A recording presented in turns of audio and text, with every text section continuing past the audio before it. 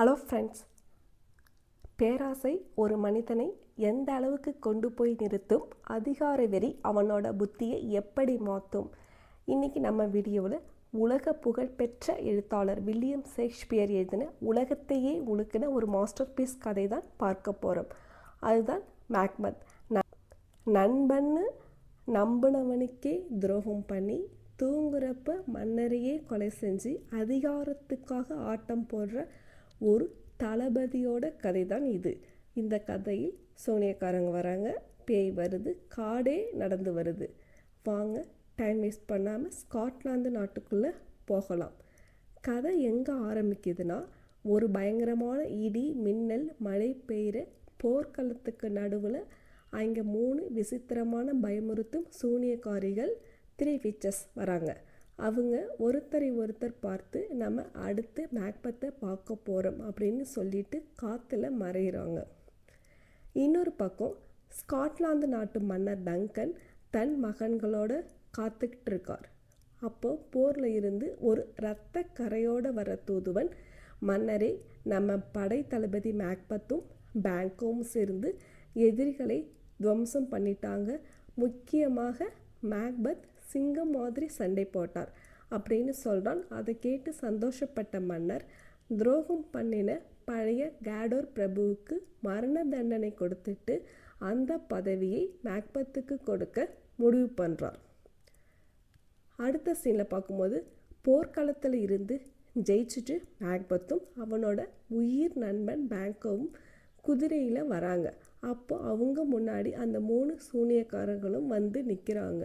மேக்பெத்தை பார்த்து, பழைய கேடோரின் பிரபுவே வாழ்க, ஸ்காட்லாந்தின் வருங்கால மன்னரே அப்படின்னு சொல்கிறாங்க. பேங்கோவை பார்த்து, நீ அரசனாக மாட்ட, ஆனால் உன்னோட வாரிசுகள் அந்த நாட்டை ஆளுவாங்க அப்படின்னு சொல்லிட்டு மறைஞ்சிட்றாங்க. மேக்பெத்துக்கு ஒன்றுமே புரியல. ஆனால் அடுத்த சில நிமிஷங்களில் மன்னரோட தூதுவன் வந்து, மேக்பெத், மன்னர் உங்களை கேடர் பிரபுவை அறிவிச்சிருக்கிறார் அப்படின்னு சொல்கிறான். சூனியக்காரங்க சொன்ன முதல் விஷயம் பளிச்சிடுச்சு. மேக்பெத்துக்குள்ளே இப்போ மன்னராகணும் அப்படிங்கிற பேராசை விதை உள்ளே போயிடுது. மன்னர் டங்கன் மேக்பெத்தோட வீரத்தை பாராட்டிட்டு அவரோட மூத்த மகன் மால்கமை அடுத்த வாரிசாக அறிவிக்கிறார். இதை கேட்டு மேக்பெத்துக்கு ஏமாற்றம் தாங்க முடியல. நாம் மன்னராகணும்னு மால்கமை தாண்டனுமே அப்படின்னு நினைக்கிறான். மன்னர் டங்கன் மேக்பெத்தை கௌரவிக்க அவனோட கோட்டைக்கு விருந்தினராக வரேன்னு சொல்கிறார். மேக்பெத் தன் மனைவி லேடி மேக்பெத்துக்கு கடிதம் வழியாக இந்த விஷயத்தை எல்லாம் சொல்கிறான். லேடி மேக்பெத் சாதாரணமானவ இல்லை, அவ செம குரூரமானவ, பேராசை பிடிச்சவ. கடிதத்தை படித்த உடனே அவளுக்குள்ளே வெறி ஏறுது. மன்னர் நம்ம கோட்டைக்கு வரார், இதுதான் சரியான சான்ஸ், இன்றைக்கி நைட்டே அவரை போட்டு தள்ளிடணும் அப்படின்னு முடிவு பண்ணுறார். மேக்பெத் கோட்டைக்கு வந்த உடனே என்னால் கொலை செய்ய முடியாது, அவர் நல்ல மன்னர் அப்படின்னு பயப்படுறான். ஆனால் லேடி மேக்பெத் அவனையே பார்த்து, நீ என்ன ஆம்பளையா, உனக்கு வீரம் இல்லையா அப்படின்னு அசிங்கப்படுத்தி அவனை கொலை செய்ய ஒத்துக்க வைக்கிறாள். திட்டம் என்னன்னா, மன்னரோட காவல் வீரர்களுக்கு போதை அது கொடுத்துவிட்டு அவங்க கத்தியை வச்சு மன்னரை கொலை செய்யணும். அப்போது நள்ளிரவு நேரம், கோட்டையே அமைதியாக இருக்குது. மேக்பெத் கொலை செய்ய போகிறான். அப்போது அவனுக்கு ஒரு மாய தோற்றம் தெரியுது. காற்றுல ஒரு கத்தி மிதக்குது, அதில் ரத்தம் சொட்டுது. மேக்பெத் பயந்துக்கிட்டே மன்னர் டங்கன் தூங்குகிற அறைக்குள்ளே போகிறான். டங்கனை கொடூரமாக குத்தி கொலை செய்கிறான். கொலை செஞ்சுட்டு வெளியே வந்த மேக்பெத் நடுங்கிறான். நான் தூங்குற வரை கொலை செஞ்சிட்டேன், இனி எனக்கு தூக்கமே வராது அப்படின்னு கத்துறான். ஆனால் லேடி மேக்பெத் தைரியமாக போய் இந்த இரத்த கத்தியை காவல் வீரர்களோட உடம்புல தேய்ச்சி பழி அவங்க மேலே போட்டுரு, அவ கையால் கழுவிட்டு வந்து கொஞ்சம் தண்ணி இருந்தால் இந்த இரத்தக்கரை போயிட போகுது, இதுக்காக பயப்படுற அப்படின்னு சொல்கிறான். அடுத்த நாள் காலையில் பார்க்கும்போது ஸ்காட்லாந்து நாட்டு பிரபு மேக்டஃப் மன்னரை பார்க்க வரார். கதவை திறந்து பார்த்தா மன்னர் டங்கன் இரத்த வெள்ளத்தில் பிணமாக கிடக்கிறார். கோட்டையே அலறுது. மேக்பெத் உடனே நடிப்புக்காக, ஐயோ, என் மன்னரை கொன்னவங்களை சும்மா விட மாட்டேன் அப்படின்னு சொல்லி அந்த காவல் வீரர்களை அங்கேயே வெட்டி கொள்கிறான். மன்னரோட மகன்கள் மேல்கமும் டொனால்ஃபைனும் பயந்துட்டாங்க. நம்ம அப்பாவை கொன்னவன் நம்மளையும் கொள்வான் அப்படின்னு நினச்சி மேல்கம் இங்கிலாந்துக்கும் டொனால்ஃபைன் அயர்லாந்துக்கும் தப்பி ஓடிடுறாங்க. அவங்க ஓடினதுனால அவங்க தான் கொலைக்காரங்கன்னு எல்லாரும் தப்பாக நினைக்கிறாங்க. கடைசியில் சூனியக்காரங்க சொன்ன மாதிரி மேக்பத் ஸ்காட்லாந்தின் புதிய மன்னனாக ஏறுறான். சூனியக்காரங்க பேங்கோவோட வாரிசுகள் தான் நாட்டை ஆளுவாங்கன்னு சொன்னாங்கல்ல, இது மேக்பத்தை தூங்க விடலை. அதனால்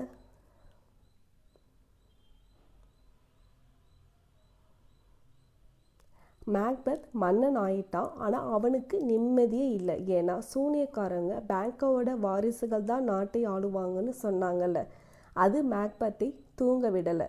அதனால் மேக்பத் ஒரு பெரிய விருந்துக்கு ஏற்பாடு பண்ணிட்டு அதுக்கு பேங்கோவையும் அவனுடைய மகன் ஃப்ளீன்ஸையும் கூப்பிடுறான். ஆனால் பேங்கோவும் விருந்துக்கு வர வழியில் அவனை கொலை செய்ய மேக்பத் சில கூலி படையினரை அனுப்புகிறான்.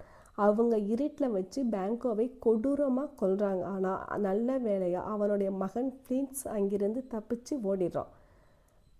இப்போ அரண்மனையில் பெரிய விருந்து நடக்குது. எல்லா பிரபுக்களும் உட்கார்ந்துருக்காங்க. மேக்பத் அரியணையில் உட்கார போகிறான். அப்போ அவனுக்கு மட்டும் ஒரு பயங்கரமான காட்சி தெரியுது. தலை முழுக்க ரத்தத்தோட கொலை செய்யப்பட்ட அவனோட நண்பன் பேங்கோவோட ஆவி மன்னரோட நாற்காலியில் உட்கார்ந்துருக்கு. மேக்பத் பயத்தில் அலறான். என்னை பார்த்து ஏன் தலையாற்ற, நான் உன்னை கொல்லலை அப்படின்னு காற்றை பார்த்து கத்துறான். அங்கே இருக்கிற பிரபுக்களுக்கு பேய் தெரியல. மேக்பத் மட்டும் பைத்தியம் மாதிரி கத்துறதை பார்த்து அதிர்ச்சி ஆகுறாங்க. உடனே லேடி மேக்பத் நிலைமையை சமாளிக்க, மன்னருக்கு சின்ன வயசுல இருந்து இந்த மாதிரி வியாதி இருக்குது, நீங்கள் எல்லோரும் கிளம்புங்க அப்படின்னு விருந்தை கலைக்கிறாள். மேக்பத்துக்கு பயம் அதிகமாகுது. மேக்டஃப் ஏன் என் விருந்துக்கு வரலை, அவனுக்கும் என் மேலே சந்தேகம் இருக்கா அப்படின்னு யோசிக்கிறான். பயந்து போன மேக்பத் மறுபடியும் அந்த 3 சூனியக்காரங்களையும் தேடி ஒரு இருட்டு குகைக்கு போகிறான். அங்கே அவர்கள் ஏதோ ஒரு மந்திர கஞ்சியை காய்ச்சிக்கிட்டே இருக்காங்க. மேக்பத் அவங்க கிட்ட எனக்கு அது எதிர்காலம் தெரியணும் அப்படின்னு கேட்குறான். அவங்க சில மாய உருவங்களை வரவழைச்சு 3 புதிய கணிப்புகளை சொல்கிறாங்க. அது முதலாவது மேக்டஃப் அப்படிங்கிற பிரபுவை பார்த்து ஜாக்கிரதையாக இரு. 2வது, பெண்ணின் வயிற்றில் இயற்கையாக பிறந்த எந்த ஒரு மனிதனாலும் மேக்பத்தை கொல்ல முடியாது. 3வது பார்க்கும்போது பகிர்நாம் காடு நகர்ந்து உன் கோட்டைக்கு இருக்கிற டன்சினம் குன்றை நோக்கி வராதவரை உனக்கு வீழ்ச்சியே இல்லை. இதை கேட்ட உடனே மேக்பத்துக்கு பயங்கர திமிர் வந்துடுது. காடு எப்படிடா நடந்து வரும்? உலகத்திலே இருக்கிற எல்லா மனுஷனும் பெண்ணின் வயிற்றிலிருந்தான் பிறக்கிறாங்க, அப்போ எனக்கு அழிவே இல்லை அப்படின்னு மமதையோடு சிரிக்கிறான். மேக்பத் என்ன பண்ணுறான்னா, இங்கிலாந்துக்கு தப்பிச்சு போன மேல்கம் கூட மேக்டஃப் கை கோர்த்துக்கிட்டான் அப்படிங்கிற செய்தியை கேள்விப்படுறான். கோவத்தில் மேக்பத் ஆட்களை அனுப்பி மேக்டஃபோட கோட்டையில் இருந்த அவரோட மனைவி, சின்னஞ்சிறு குழந்தைகள் எல்லாத்தையும் கொடூரமாக கொல்றான். இங்கிலாந்தில் இருக்கிற மேக்டஃபுக்கு இந்த விஷயம் தெரிய வருது. தன் குடும்பமே துடிச்சு செத்ததை கேட்டு மேக்டஃப் கதறி அழுகின்றான்.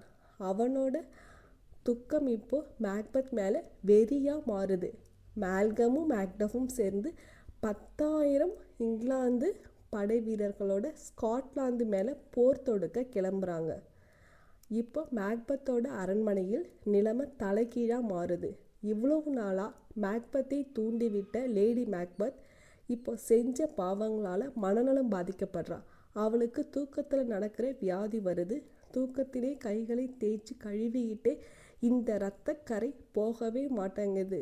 அரேபியா நாட்டு வாசனை திரவியம் போட்டாலும் இந்த நாற்றம் போகாதே அப்படின்னு பிதற்றுகிறாள். குற்ற உணர்ச்சி தாங்க முடியாமல் அவர் தற்கொலை செஞ்சு இறந்து போகிறா.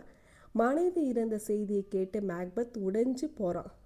வாழ்க்கைங்கிறது ஒரு அர்த்தமில்லாத நாடகம் அப்படின்னு தத்துவம் பேசுகிறான். ஆனால் அவனுக்கும் இன்னும் அந்த சூனியக்காரங்களோட கணிப்பு மேலே நம்பிக்கை இருக்குது. அப்போ கோட்டைக்கு மேலே இருந்து ஒரு காவலாளி ஓடி வந்து, மன்னரே, ஒரு விசித்திரமான விஷயம், பகிர்நாம் காடை நம்ம கோட்டையை நோக்கி நடந்து வருது. அப்படின்னு சொல்கிறான். மேக்பெத் அதிர்ச்சியாகி ஜன்னல் வழியாக பார்க்குறான். உண்மையிலே என்ன நடக்குதுன்னா, மேல்கம் மற்றும் மேக்டஃபோட படை வீரர்கள் தங்களோட எண்ணிக்கையை மறைக்கிறதுக்காக பக்கிர்னாம் காடு மரங்களோட கிளைகளை வெட்டி தங்களுக்கு முன்னாடி பிடிச்சுக்கிட்டு கோட்டையை நோக்கி முன்னே வராங்க. தூரத்தில் இருந்து பார்க்கும்போது காடே நகர்ற மாதிரி இருக்குது. சூனியக்காரங்களோட கணிப்பு பலிக்க ஆரம்பிச்சிடுச்சு. போர் பயங்கரமாக நடக்குது. மேக்பெத் எல்லோரையும் வெட்டி சாய்க்கிறான். ஏன்னா அவனுக்கு திமிர். யாரும் என்னை கொல்ல முடியாதுன்னு. அப்போ மேக்டஃப் அவனுக்கு முன்னாடி வந்து நிற்கிறான். மேக்பெத் சிரிக்கிறான். மேக்டஃப், நீ வீணா என்கிட்ட சாகாத. ஒரு தாயின் வயிற்றில் பிறந்த எவனும் என்னை கொல்ல முடியாது அப்படின்னு சொல்கிறான். உடனே மேக்டஃப் ஒரு பயங்கரமான உண்மையை உடைக்கிறான்.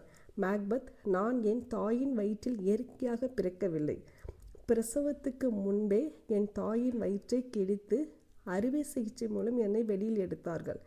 இதை கேட்ட உடனே மேக்பெத்தோட காலில் இருந்து ரத்தம் முறிஞ்சு போகுது.